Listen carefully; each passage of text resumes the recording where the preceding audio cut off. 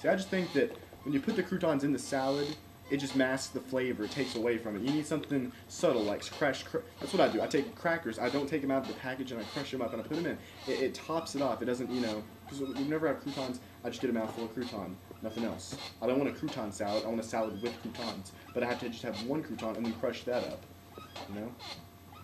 Yeah, but